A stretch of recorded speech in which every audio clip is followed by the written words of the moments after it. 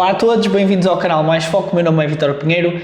Eu hoje vou fazer uma continuação, o quarto vídeo da minha série, que é basicamente como criar riqueza no imobiliário. Eu aqui já falei, o primeiro episódio foi sobre que tipo de o perfil de investidor que cada um de vocês quer ser. Depois também falei do tipo de inquilino, se querem inquilinos com mais passividade ou menos passividade. No terceiro episódio, o último, falei aqui nas taxas de juro fixa ou a variável, e também falei de certa forma do tipo de diferentes tipos de financiamento que é possível ter no imobiliário, tendo sempre em perspectiva que eu não tenho uma empresa e tudo o que eu faço é em nome individual. Portanto, tenham sempre isso em consideração. No episódio 2 vamos falar aqui sobre impostos e deduções.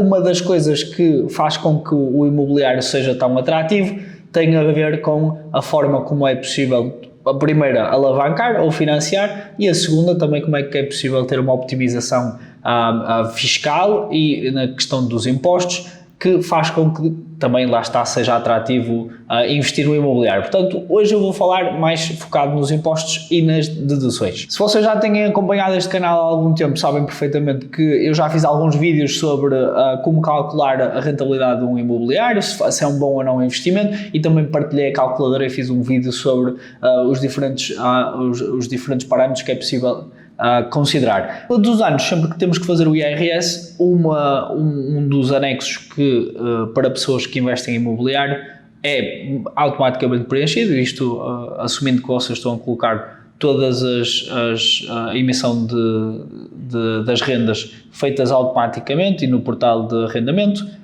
isso vai pré-preencher aquilo que é o IRS, e é no IRS que normalmente temos que pagar os impostos do imobiliário. Isso também é uma coisa positiva. Portanto, uma pessoa, quando tem um rendimento, esse rendimento é-vos, portanto, pago na conta bancária, mas a vossa empresa já vos retira bastante daquilo que são os impostos, questão por exemplo, do IRS. Todos os meses vocês vão ficando sem uma parte do vosso salário, e no ano a seguir, quando é a altura de fazer o IRS, pronto, aqui é tudo calculado para que depois vocês possam receber ou terem que pagar ao Estado. Isso é um dos parâmetros que faz com que o imobiliário também, na minha perspectiva, seja uma coisa boa, porque a pessoa, o senhorio, vai estar a receber todos os meses as rendas e não tem que pagar os impostos imediatamente, só paga os impostos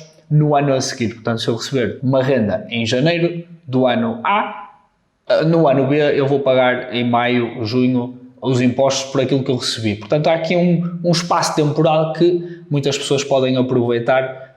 Como é óbvio, no final têm que pagar tudo na mesma, mas podem reutilizar esse dinheiro, podem colocar em outro tipo de investimentos, seja, por exemplo, certificados da Forro, e estão a ganhar um X, e depois pegam nisso e podem pagar perfeitamente os impostos. Isso é um dos aspectos. Depois eu queria falar aqui, portanto, o objetivo de um investimento, ou qualquer investimento, é ter aqui, portanto, um rendimento, neste caso é um rendimento mensal, mas como é óbvio, isto aqui vou colocar aqui menos gastos.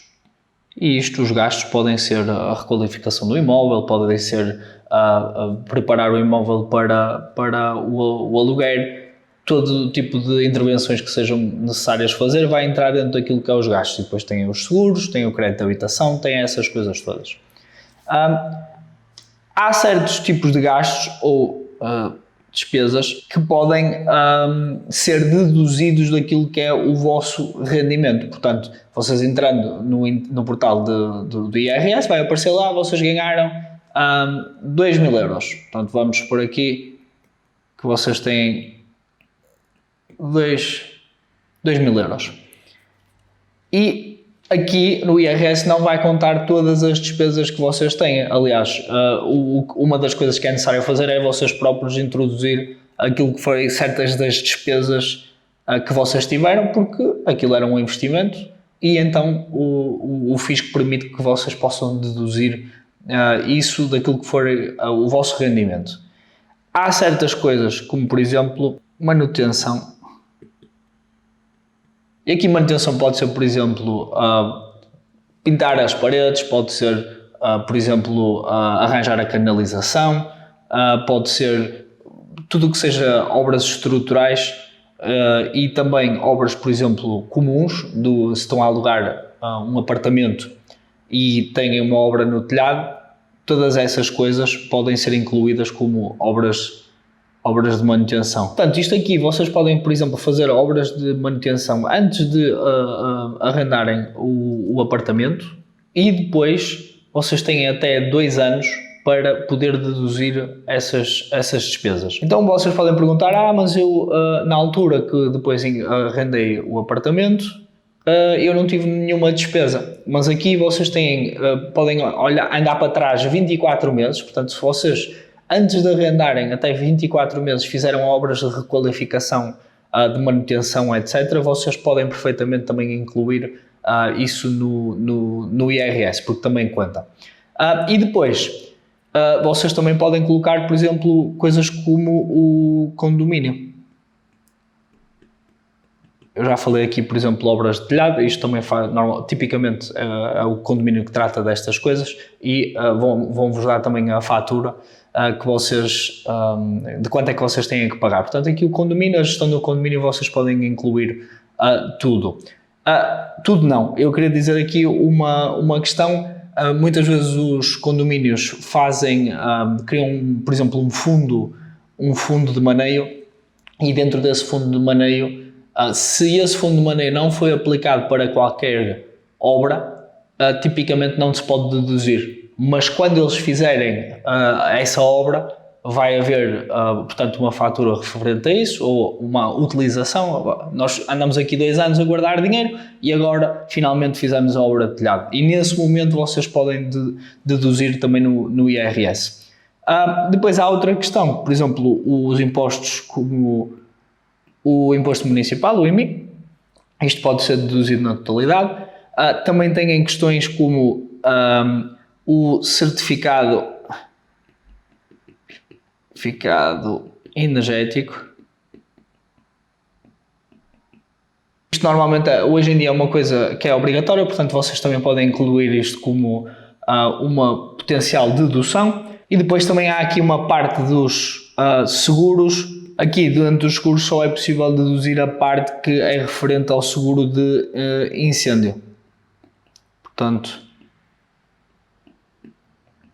se vocês tiverem a questão, pagam um seguro, têm que ver qual é que é a parte, ou se for um segundo só focado para incêndio. Tendo em conta o que é possível fazer, portanto nós tivemos aqui o rendimento, e este rendimento foi de 2.000 euros, depois temos aqui, vamos dizer, dentro da manutenção gastámos, sei lá, 200 euros, e depois também tivemos aqui no condomínio mais 200 euros, o IMI foi 150 euros e o resto não vou colocar nada. Então o que acontece aqui é que temos um rendimento de 2.000 euros e depois temos aqui despesas de 200 menos 200 menos 150.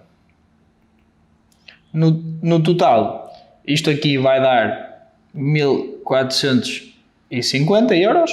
Então, neste momento, estamos prontos para ser tributados, ou seja, daquilo que eram os nossos rendimentos, dos 2.000, já conseguimos tirar aqui cerca de 550 euros em que o Estado não pode tributar, porque, pronto, como somos senhorias, podemos utilizar estas despesas todas, porque efetivamente estamos a ter essas despesas, mas podemos reduzir isso ou deduzir isso quando é aplicado o imposto. Nós agora sabemos que temos que pagar 1.400 euros.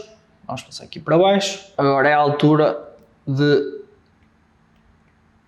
aplicarem os impostos e tipicamente os impostos, estes 1.450 euros, seriam tributados aqui a uma taxa de 28%.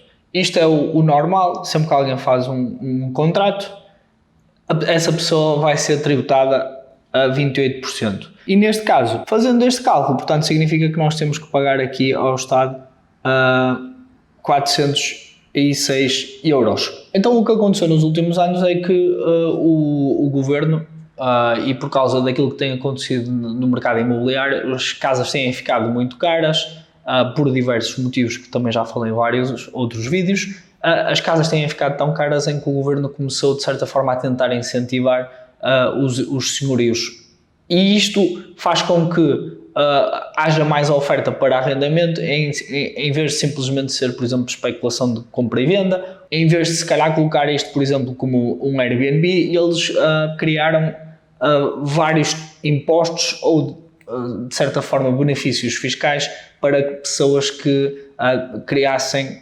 um contrato com maior duração. Isto, do meu ponto de vista, tornou o mercado de arrendamento para um senhorio muito mais atrativo, em que agora as pessoas sabem perfeitamente que se estão a fazer contratos de um ano, estão a pagar os 28%, mas aqui, se nós virmos, se eu fizer aqui um contrato de 2 a 5 anos, eu vou pagar uma taxa de IRS de 26%.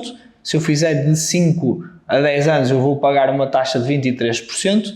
E se eu fizer de, por exemplo, mais de 10 anos, 14%, mais de 20 anos, 10%. E isto é algo que algumas pessoas ainda não sabem bem como é que isto funciona, mas eu fazendo um contrato com uma família de mais de 10 anos, eu todos os anos eu vou pagar a taxa de IRS de 14%.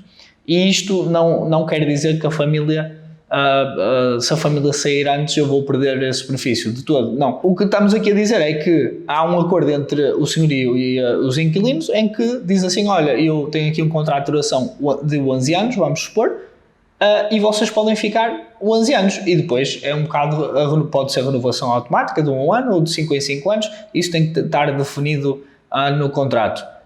Mas vocês estão à partida a dizer que essa família pode ficar lá e não se tem que preocupar todos os anos ou de 5 em 5 anos em estar a pensar e agora o meu senhorio vai aumentar a renda ou vai dobrar a renda. Isso não acontece. Há na mesma a possibilidade de tudo o que seja o aumento das rendas anual ajustado à inflação, portanto todos os anos saindo o coeficiente de inflação, é possível aplicar, mas não é possível mudar completamente a renda e essa família ou esses inquilinos podem ficar lá. Portanto, isto para mim, eu vejo isto como algo muito importante naquilo que é o imobiliário, daquilo que é a minha estratégia do imobiliário, porque eu foco-me sempre em dar aqui um arrendamento focado para famílias. Se calhar, se pessoas estão focadas em estudantes ou pessoas que entram em 100, se calhar vão estar aqui a pagar os 28% porque não se importam de colocar, estar sempre a mudar as rendas ou de colocar uma renda, se calhar uma pessoa sai, entra e dobra a renda. Isso vai depender muito também do mercado em que vocês estão. E eu prefiro dar estabilidade aos inquilinos e isso dá-me estabilidade a mim, a passividade que eu estou à procura. E então, se eu colocar aqui, por exemplo, um contrato de 10 anos, logo desde o início, eu estou a assumir que vou simplesmente pagar aqui uma taxa de 14%. Se nós vimos aqui este mesmo valor multiplicado aqui pela taxa de 14%, isto aqui vai dar um total de 203 euros. Portanto, isto aqui é a diferença que uma pessoa todos os anos está a pagar entre um contrato e o outro. E 200 euros, e estamos a falar aqui em 1450, se eu estiver aqui a falar de um valor mais realista, como por exemplo 5, 6 mil euros, podem perceber que o benefício fiscal pode ir para se calhar 1000 euros. Então, todos os anos eu conseguir não ter que pagar ao Estado 1000 euros, em 10 anos são 10 mil euros, correto? Claro que isto é uma conta feita um bocado assim às 3 pancadas, mas se a pessoa, os inquilinos estiverem sempre a entrar e a sair, eu vou estar sempre a pagar 28%. No entanto, se eu tiver lá inquilinos que a duração do contrato, que começou com 1 ano, e as pessoas foram renovando, e foi passando para os 2 anos, e depois para os 5 anos, e depois para os 10 anos, quando o contrato chega a essa duração, há efetivamente uma redução na taxa do IRS. Portanto, não é, se eu não optei por um contrato de 10 anos, não significa que se eu tiver um contrato normal e depois chega a 10 anos que não estou a ter a redução. Também é possível ter essa redução, mas não vão ter desde o início, e isso para mim, como vocês se calhar podem já estar a perceber, são valores muito, muito diferentes. E se eu vou dar aqui um exemplo, portanto, se eu tiver aqui uma renda, vamos supor, de 800 euros, aqui a multiplicar por 12 meses, são 9.600 euros. Portanto, vamos assumir que isto é tudo rendimento sem, já retirando todas as despesas, é o rendimento líquido, e vamos supor que eu multiplico depois estes 9.600 euros por os 28%. Isto aqui dá um total de 2.688 euros, portanto isto é o valor que eu tenho que pagar ao Estado, e se eu multiplicar aqui por 14%, isto aqui são 1.344 euros. Aqui a diferença são 1.344 euros que eu não paguei ao Estado. E isto, neste caso, estamos a falar aqui de 14%. Vamos assumir que eu faço um contrato de 20 anos, em que aqui só tenho que pagar 10% de impostos. Aqui estamos a dizer que 10%, isto aqui vai ser igual a 960 euros. Neste caso, se eu fizer este menos este, estamos a falar aqui de uma diferença de 1.728 euros, comparado com aquilo que era o valor inicial que eu tinha que pagar com os 28%. Então, é como eu digo, se eu estiver a fazer esta conta todos os anos, isto ao final de 20 anos dá para dar uma entrada numa casa nova. E isto aqui é muito forte, acho que é das coisas mais importantes que eu tenho percebido no imobiliário. Isto não quer dizer de todo que é uma coisa que vai ser aplicada para sempre. Nós sabemos que os partidos políticos que estão no governo mudam, nos últimos anos não tem mudado assim tanto, mas nós sabemos que, mediante o que acontece nas eleições, as coisas podem mudar, as taxas podem variar. Eu espero que tenham gostado deste episódio, tentar perceber aqui como é que vocês podem ter uma optimização fiscal, como tudo.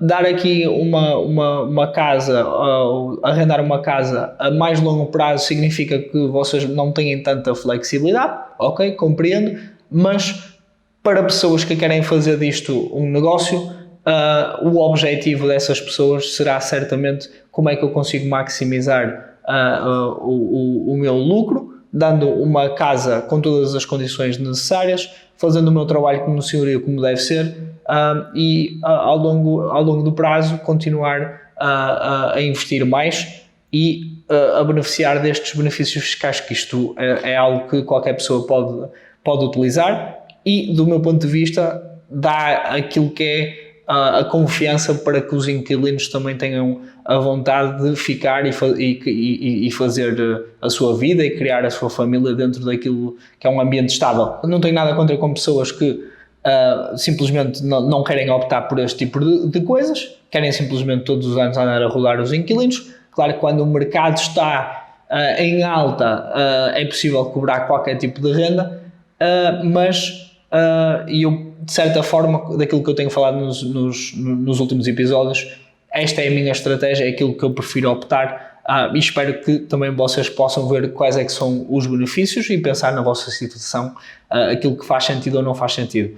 Muito obrigado por terem assistido e até ao próximo vídeo.